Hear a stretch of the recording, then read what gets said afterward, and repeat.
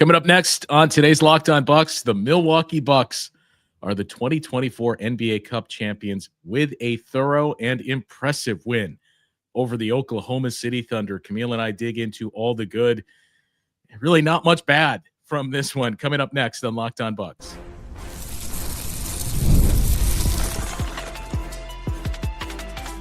You are Locked On Bucks, your daily Milwaukee Bucks podcast. Part of the Locked On Podcast Network, your team every day. And welcome into Locked On Bucks. I'm Justin Garcia, joined as always by Camille Davis. We thank all of you for making this your first listen of the day and joining us for the live stream on YouTube. And as a reminder as well, your favorite show now has its own newsletter, the Locked On Bucks newsletter, available now. Sign up for free at lockedondaily.com. That is lockedondaily.com to start your day with the all-new and free Locked On Bucks newsletter. Certainly a lot of reads coming from today's episode. Speaking of today's episode, Camille, it is brought to you by Game Time. Download the Game Time app, create an account, and use the code LOCKEDONNBA for $20 off your first purchase. Okay, the Bucks win the NBA Cup. Maybe we should rename this thing, or the MVP award, the Darvin Ham Memorial Award, the Darvin Ham NBA Cup, as he and Taurean Prince are now 14-0 in NBA Cup games. But we previewed the matchup on yesterday's show, and I think even talking off the air a bit as we were going back and forth and talking about, okay, what stands out with Rylan of the Oklahoma City Thunder, I think you and I were both a little nervous of, okay, it's a really good defense. I see the areas where they're going to give the Bucks fits. I think the Bucks are going to be up for the challenge, but this is going to be very, very tough. I did not expect what we saw last night. I didn't either. I thought that the second half of the game would more closely resemble the first half, where it's close throughout. You might get a little bit of a lead, but the other team's going to find a way to come back. And then you're having just this back and forth affair. I mean, at halftime, the Bucks are up by 1. And we know how third quarters can be for this Milwaukee Bucks team. So coming out of half, I was like, okay, let's see what we're going to get here. And to see the Bucks come out the way that they did in that third quarter, it got off to a hot start, back-to-back threes. I believe it was Taurean Prince and then Dame real quick. And then the defense just really locked in. And you saw that continue from that third quarter into the fourth quarter as well. So seeing the Bucks come out of halftime, put together a really dominant performance, surprised me in the best of ways, but didn't surprise me as seeing how Giannis played. Like, Giannis was Giannis, and I was so happy that this was on another national stage for more people to continue to watch the NBA level play that he has been having this season. And I see one comment coming through already from Ron just saying that Ajax did amazing on SGA. Absolutely, he did. The Bucks did a really good job on SGA. I think Ajax was the head of that snake. Yeah, I mean, SGA, the Thunder as a whole, they missed open looks. What was the final line of 5 of 32, I think, on three. So a lot is going to be made of that shooting performance by the Thunder of, well, if you know, even if they shot just slightly below league average, how much differently does this game look? Don't get lost in the sauce with that, because it was what the Bucks did to say, these are the shots we're giving you. That was reminiscent of the older Bucks defenses that we've seen, that this was like, you know, if you could go back in time and redo Game 7 against the Boston Celtics and Bud's strategy of, this is the guy that we trust to shoot, so fine, let Grant Williams take as many threes as he wants. Maybe not quite to those levels, but I think that's a lot of what we saw. And the Bucks said, you are not getting anything around the paint. They did a much better job in transition defense as well. Look, part of that is, I know they finished with 19 turnovers, but the Bucks did a really good job of protecting the basketball against a Thunder team that we had concerns about the way that they play and can really hunt passing lanes. I comped it to what the Magic were able to do in that matchup against the Bucks, where some of those short rolls and pocket passes that Damian Lillard had, they weren't there against Orlando, and this group is better.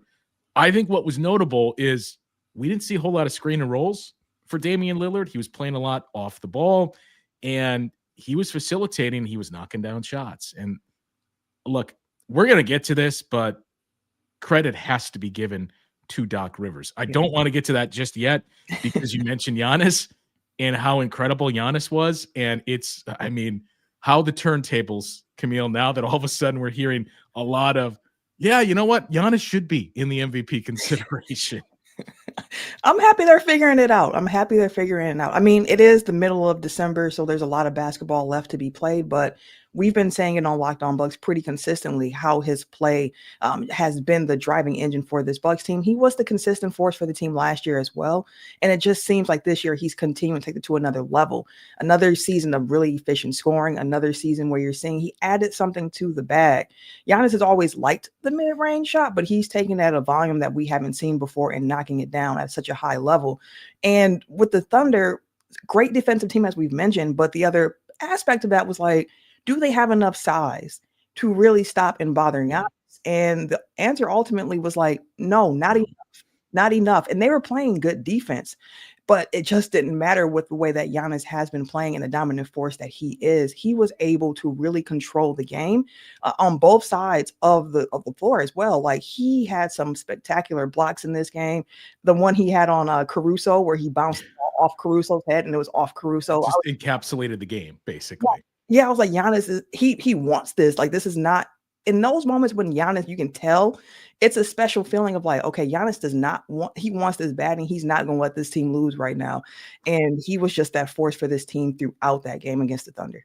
Yeah, I mean, again, I want to spend a little more time on it coming up after the break. Doc Rivers was terrific in the game plan that he put together, but the players have to execute it, and they did. And as we mentioned, there wasn't a whole lot of Dame pick and rolls because you know about the Thunder's ability on the perimeter defensively. The only times you really saw it were when they ran those screens very high near half court, because that's where you can pull it off. Otherwise, the closer you get to the basket with those, the more OKC is going to be able to react and recover.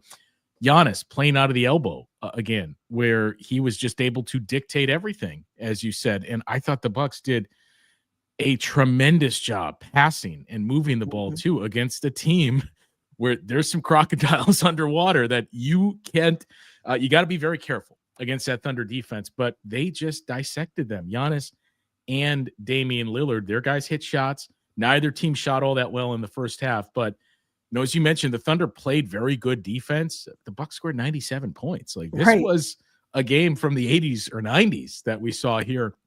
But what stood out most to me against a very, very good defense, and I think what gives you the most confidence and said, okay, we've seen a playoff type game against the level of competition you're going to see, where both teams were rested, both teams were essentially healthy. I know the Thunder are missing Chet, Bucks didn't have Chris Middleton, but in terms of where this is placed in the schedule, you couldn't have asked for better rest and health for these teams, really. And in the second half, when this was a 1-point game coming out of halftime, the Bucks, I think their first 5 possessions of the half, they had 4 baskets and 1 turnover. And it just went to show you all night long, especially in the second half, man, if they don't turn the ball over, they are basically getting what they want with their size against this Thunder team. A Thunder team that we know is fantastic at forcing turnovers. Like, that's part of their identity. And they did have 10 steals on the night, as we talked about, but the Bucks offensive ball movement really stood out to me as well. It's a piece that we've talked about for this team for a while. Like, you can tell when it looks right, when the ball sticks, things don't seem to tend to go well for this Bucks team.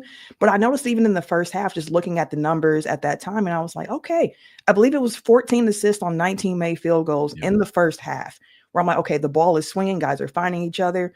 And they finished the game, the Bucks made 34 total field goals, and they had 25 assists on the night. Like, they were moving the ball, getting other guys involved. Giannis using his gravity to make sure other guys are touching the ball, getting their good looks. Same thing with Dame. You mentioned how he was more off ball, kind of that facilitator role. And it just turned out really well for this team to be able to generate so many points. I mean, the triple-double that Giannis had, 26 points, 19 boards, 10 assists. Well, I'm going to correct you, Camille. He didn't have a triple-double because this game didn't count. So, listen, it's a triple-double. It just doesn't count towards the regular season. It's an NBA Cup lore. That has to be the first NBA Cup triple-double at this point. Yeah, I mean, this was the game where it's like, can we count the stats for the winners? At least Giannis with his triple-double, the Bucks defensive rating and the jump that it would have continued to take with these metrics from last night. But Giannis, incredible. We'll get to more of what he gave the team last night, but it really started with a game plan that was put together by Doc Rivers. So we'll point out where Doc Rivers outcoached a very good coach in Mark Daigneault in last night's Cup victory. Coming up next here on Locked On Bucks. Well, Camille and I, you've heard us talk about Game Time when you're in the market to find tickets to any type of event, not just sports, concerts, comedy, theater, anything you've got on your busy schedule coming up. Game Time is the #1 app to use to find those tickets for a number of reasons. As mentioned, you can find tickets to literally any event that is out there. Toggle on the all-in pricing feature and you can see the total upfront cost, no sticker shock and surprise fees once you get to checkout. You can see a panoramic view from your seat within the app before you buy those tickets, and you get the lowest price guarantee where Game Time credits you 110% of the difference if you find those tickets cheaper elsewhere. Best of all, your purchase is covered with the most flexible customer service policy in the ticketing industry. So take the guesswork out of buying tickets with Game Time. Download the Game Time app, create an account, and use the code LOCKEDONNBA for $20 off your first purchase. Terms apply. Again, create an account and redeem that code LOCKEDONNBA for $20 off your first purchase. Download Game Time today. What time is it? Game time. And this next segment of Locked On Bucks is brought to you by Rocket Money. Maybe you've got a ton of subscriptions out there. You signed up for them through the years. You forgot to cancel after the 30-day trial, or you didn't even know you had one of these subscriptions. That's where Rocket Money comes in, makes it easy to track all of those down and get it canceled for you. It's like living with your own personal assistant for finances. Rocket Money is a personal finance app that helps find and cancel your unwanted subscriptions, monitors your spending, and helps lower your bills so you can grow your savings. It brings everything together in one place, whether it's subscriptions, your spending habits, or even the goals you want to hit this year. Rocket Money has over 5 million users and has saved a total of $500 million in canceled subscriptions, saving members up to $740 a year when using all of the app's premium features. Cancel your unwanted subscriptions and reach your financial goals faster with Rocket Money. Go to rocketmoney.com/lockedon today. That is rocketmoney.com/lockedon. rocketmoney.com/lockedon. So the Doc Rivers piece, Camille, Doc Rivers was fantastic in the game plan that he put together. As we mentioned, how they used Giannis. And that was not really anything new. We've seen more of that. We've heard Doc Rivers talk about that too, I've tried to stress to Giannis, play out of the elbow. When you play closer to the baseline, closer to the bat, it's easier for them to send help and double team you. You can't do it as much from the elbow. You can see everything. Everything is one pass away. And we've largely seen that from Giannis this year. The Damian Lillard factor and how the Bucks constructed their offense, where everything ran through Giannis and Dame played a lot off the ball. I thought really a good job by Doc Rivers to put that together as well. The defensive strategy, Doc Rivers and Greg Buckner, where again, they said, we don't trust your shooters. We're taking away everything around the paint. Andre Jackson Jr. did a very good job on Shai Gilgeous-Alexander after a bit of a rocky start where he had some problems navigating screens early, but that was very good. And, to me, Doc Rivers was good, but what stood out most is we talked about this on the preview with Rylan. Mm-hmm. I could not for the life of me understand why the Thunder did not go to Lou Dort on Giannis, and they made the switch to Isaiah Joe in the starting lineup. I'm assuming to try to make Damian Lillard work a little bit more defensively, but especially after halftime, why you wouldn't pivot and say, okay, we're changing this up. We're going back to Kason Wallace in the starting lineup. Lou Dort, you're taking Giannis, and we just got to do something because nothing we were doing was working against Giannis. I wonder if the hesitation on putting Lou Dort on Giannis earlier just came from the fact that Lou had what 3 fouls by halftime. So at the time, he was. Yeah, but none were on Giannis. Yeah, right. None were on Giannis at that point. So it's I don't know why you didn't do that beforehand, but maybe they just thought okay, maybe if we do this, he might be in foul trouble. And then he ended up being in first half foul trouble. We didn't really see Lou on Giannis thinking until the late fourth quarter. Yeah. It's when you finally saw that come out. But at that point, Giannis was comfortable in the flow of the offense. And real quick, credit to the Thunder's defense, because it's so crazy watching how many great on-ball defenders they have. Like, you're seeing switches happen, and you're like, okay, no more Caruso here, but up, there goes Lou Dort. No more Lou Dort. Oh, here comes SGA. Like, it's just an interesting team construction over there. But yeah, it was interesting to see. And for Giannis at the elbow, one thing that he has mentioned with trying to learn how to work there is, like, it's crowded. It can get really crowded on the elbow, but it's like, understand you have time and you have room to work and to operate, and to see the patience in his game and see how comfortable he's getting there.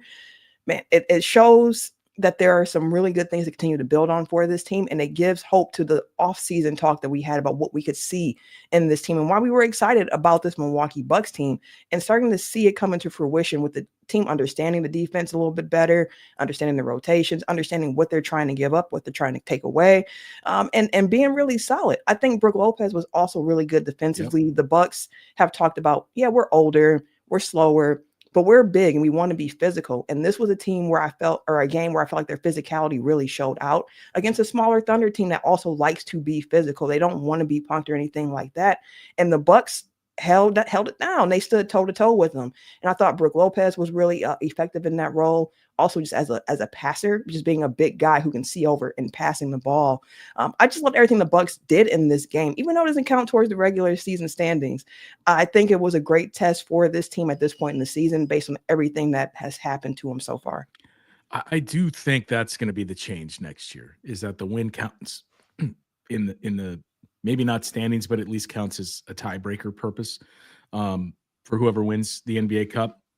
But, as we mentioned, you're going to hear a lot of, well, the Thunder only made 5 threes, and it was one of those nights. To me, if you are in the camp of, I don't like the current product because everybody plays the same way, chucking threes is not fun to watch, like tonight is what would be your closing statement in the trial of because I mean, I don't even know what I would have done differently offensively, though, if I'm the Oklahoma City Thunder, because you start to hear the conversation too. Look, you're 5 of whatever it was at that point, or 4 of, because they hit a late 3 that deterred them from scoring the lowest output so far this season in a game. But what's the alternative?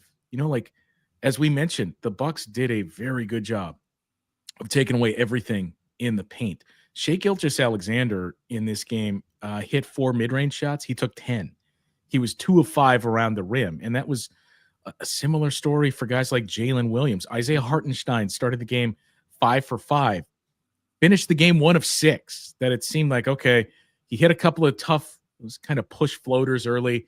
Let's figure out how we're going to change our defense on him, or when we can step out to contest and things of that nature. So I thought it was a clear strategy from the Bucks and from Doc Rivers of, like, number one, protect the ball at all costs. Do not give them transition and fast break opportunities. We're going to protect the ball. If that means going through Giannis and using Dame off ball, that's what we're going to do. And defensively, we are not giving them anything around the basket. They're going to have to take threes, because it's Thunder team that I think was middle of the pack, slightly lower than league average 3-point shooting. That's the question surrounding Oklahoma City. And it kind of popped up last year in the playoffs against the Dallas Mavericks. If you have good creators going against them, but more importantly, outside of Shai Gilgeous-Alexander, who's going to create offense for this group. So I think that's what Greg Buckner and Doc Rivers really targeted and said, if we protect the ball, we're going to take away these shots, and we don't think they can match us. Yeah, the only other shot creator they really have on their team is Jalen Williams, as he's growing into that role. And he was 8 of 20 from the field himself. So, like, the Bucks did a really good job of trying to take those shot creators out of the game. And honestly, it reminded me a bit of past Bucks teams, where it's like you have your stars and you have these shooters, and you're just trying to, hey, they're going to take this away, we're going to kick out 2 our shooters and make sure they do something. And in this game against the Bucks, the Thunder shooters just weren't accurate enough from long range. So I could see some Bucks fans understand. Like, I remember this, like, that feeling of watching the game, like, we got to hit a 3 at some point. We got to hit a 3 at some point, and it just didn't come for the Thunder. But one piece I do want to call out as well, mentioning Isaiah Hartenstein, is the dust up that happened there. I think it was in the second or third quarter, where he just went right to Ajax after the play was blown dead. Ajax, handles his own. Torian Prince comes in for his defense. Double text on both guys. I like the energy. I liked the energy from Isaiah. I didn't have any problem with that. You feel like your guy was done wrong, go ahead, stand up for him. That's cool. What I really liked for the Bucks as well on their side was, one, Ajax didn't take it overboard with the response that he had, and seeing another teammate come to his defense as well, Torian Prince right there with him, like, hey, I don't know what this is about right now, but this is not going to happen. I always love to see those little moments in the game that help the show, like, hey, this is a team that's together. They're not going to let not one of their brothers fight one-on-one. They're going to have each other's back. And it was a moment that could have swung the game. When emotions get high, you never know how the swing afterwards is going to go. And the Bucks were able to remain composed, keep going forward, and put together a really solid win. Yeah, and this was one of those games in terms of, we'll save this for coming up after the break here, because I've seen some chatter too from some of the post-game podium interactions that we saw from the Thunder. I do have some other thoughts on Ajax, and a very important game coming up for the Bucks, because Camille, Friday's game against Cleveland is it is more important than this game in the standings, but some things to look for in that game to see, okay, is this team fully back? It's starting to feel like it, but I think we'll have a much better answer come Friday night. So we'll get into that conversation coming up after the break here on Locked On Bucks. We'll get ready to tackle the NFL action with FanDuel, America's #1 sports book, because right now new customers can bet $5 and get $150 in bonus bets if you win. The FanDuel Sportsbook app gives you everything you need to place bets live on the NFL, all in one place. So when you get a hunch in the middle of the game, you can check out the latest stats, view live play-by-play, and so much more, all on the same page where you place your bets. Just visit FanDuel.com to join today. You'll get started with $150 in bonus bets if you win your first $5 bet. That's FanDuel.com. Never waste a hunch and make every moment more with FanDuel, an official sportsbook partner of the NFL. This next segment of Locked On Bucks is sponsored by Built Rewards. If you're a renter, listen up. This is a total game changer. Thanks to Built, you can now earn points on rent payments, just like you do with groceries or travel. Paying rent now comes with serious perks, and it's completely free to join. Earn valuable Built points on your rent and everyday spending at no extra cost. Redeem points for flights, hotel stays, and even future rent payments. With over 500 airlines and 700,000 hotels in their program, the possibilities are endless. Access unique experiences that are exclusive to Built members. Start earning points on rent you're already paying by joining joinbuilt.com/lockedonnba. That is joinbuilt.com/lockedonnba. Built, B-I-L-T. Make sure to use our link so they know we sent you. Don't wait. Start earning your rewards today. So to just cap off the Andre Jackson Jr. piece, Camille, he played, what was his total minutes in this game? 26 minutes. Did not play at all in the fourth quarter because the game was already out of reach. And this to me was the game where it was certainly a very good opponent, a competitive game, and you kept Andre Jackson Jr. out there at all times. That there were none of those moments. We've seen games where Ajax is giving you that boost defensively and making an impact, but he plays 9 minutes or somewhere around there because eventually it just gets to the point where, okay, they're not even paying attention to him. And I suppose that is worth pointing out. Again, in the things that are kind of head-scratching here, where you say, man, Doc did a much better job than Daigneault. Why the Thunder paid so much attention to Ajax and why you wouldn't put Isaiah Hartenstein on him to have him basically sag off and use him as a helper. They never did that. So maybe this changes a little bit in Shai Gilgeous-Alexander's night and the minutes that Ajax plays, if that's the opposite. But the fact is it wasn't, and the Bucks took advantage. They did. And one thing for Ajax, even though he didn't shoot well from the field in this game, was it 1 for 6, I believe, against the Thunder last night. I like that he was taking the shots because we've talked about what his growth looks like for this team. Defensively, it was stop fouling, to be on the court more often, and he's done a better job at that this year. And the other half of it was figure out what the offense looks like for you. And when the ball comes your way, take advantage of it. Like, you got to make teams respect it at some point, and you can't be scared to shoot it. And I love the fact that he didn't hesitate to shoot. None of the shots that he took, I thought, were out of the flow of the offense. It was all in the flow. He didn't make them. So that, we hope to see that go up for him. But I just love the fact that he took the shots, because a few weeks ago, there were times where he'd have the shot and he would pass it away. So I love that aspect of his game as well, just continuing to grow in that way. No one is counting on AJ or expecting or Andre to become somebody who is going to be like a 25 point per game scorer or anything like that. But just, if you can knock down your open shots, if you're not scared to shoot them, just continue to remain in the flow of the offense. It's going to be some good things because of everything he does defensively. Like, he is a talent defensively, and to be able to have him out there as that main point of attack defender, it has helped the Bucks in so many different ways. Like, inserting him into that starting lineup was another one of those moves from Doc where it's like, yeah, this is the right move to make. So a really great game from Andre Jackson Jr. Love that he was able to showcase this on a national stage for the Bucks. Same with the other young guys, AJ Green. I was going to say being AJ able Green's very to good get some too. shine as well, because even when he's out the game, bring in AJ Green, bring in Gary Trent Jr., who had a good game off the bench as well. Just to throw some different looks at these other ball handlers defensively has been really good for this Bucks team. I thought AJ Green did a really good job on Shea too in his minutes where he didn't get beat. There were no blow-bys. Shea got shots up on him, but they were contested shots. So, and Gary Trent Jr. too. Like, not that Gary Trent Jr. is a bad defender, but Gary Trent Jr. I thought did a good job and hit shots last night too. One other name to point out as we start to transition into looking ahead and addressing some of the comments that we have from our viewers here. I thought Bobby Portis was really good. If you just look at the stats, it's not going to show it. He was 2 of 9, didn't shoot the ball well, 5 points, but had 9 rebounds. I thought Bobby Portis had a really good passing game, and they got a couple of key 3-pointers out of Bobby Portis at the elbow, not backing down and trying to get the hook shot and just waiting for things to come to him and finding open guys. So everything seemingly clicked for the Bucks last night. And now the test is carry this over to Cleveland, because this game counts in the standings. And I'll say, if you beat the Cavaliers on Friday, to me, that's going to be just as impressive as what they did here, because number one, the Cavs are one of those teams in front of you in the Eastern Conference standings. You're 0-2 against them so far this season.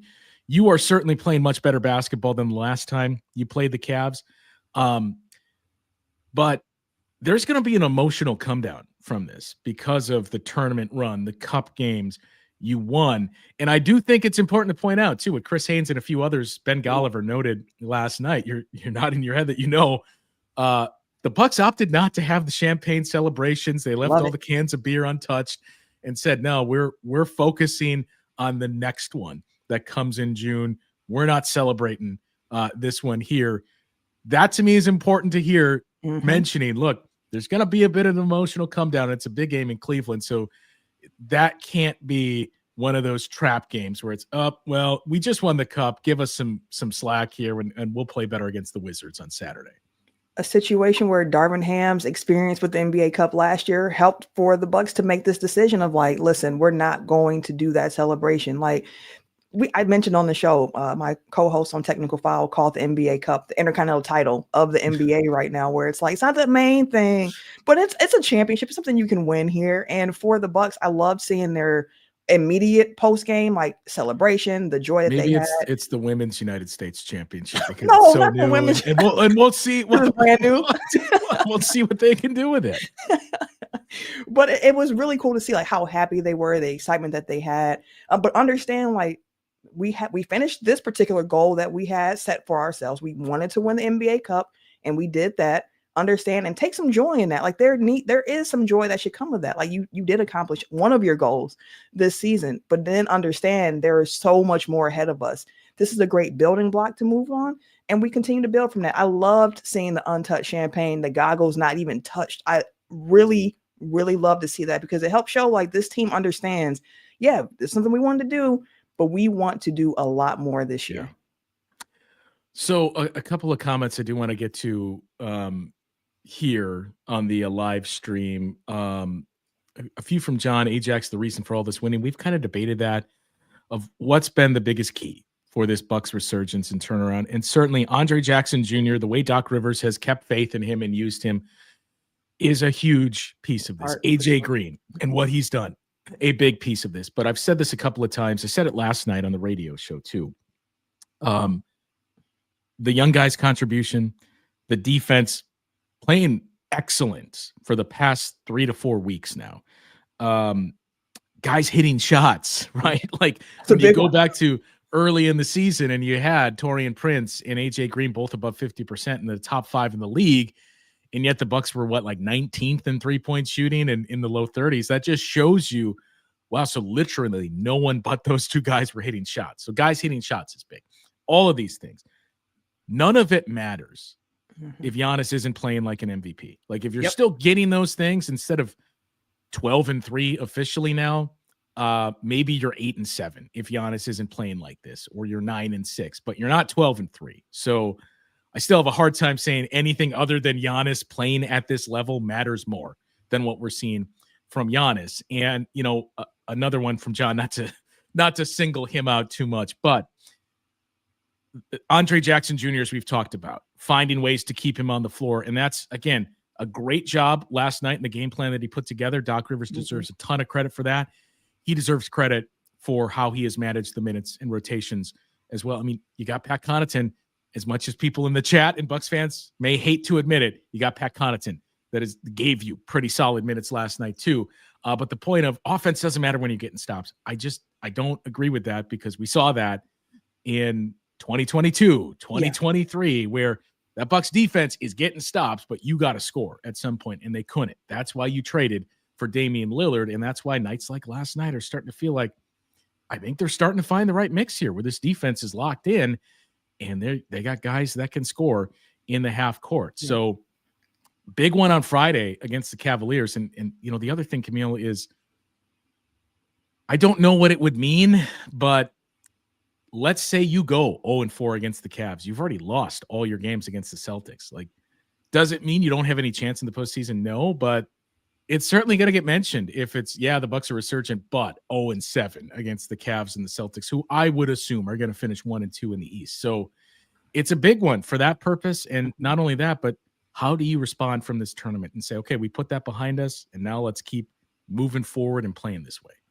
Yep. The how do you respond is going to be really important for this team, which is, again, why I enjoy the fact that they didn't celebrate too hard. Well, at least in the locker room with that champagne. We don't know what happened once, everything ended there, but that's part of it. Like, there's a lot of season left to go. And the critique on this team has been like, you haven't really beat anyone. And it's like, okay, you beat the Thunder here. You beat the shorthanded Magic to get to the NBA Cup because the game didn't happen. But right.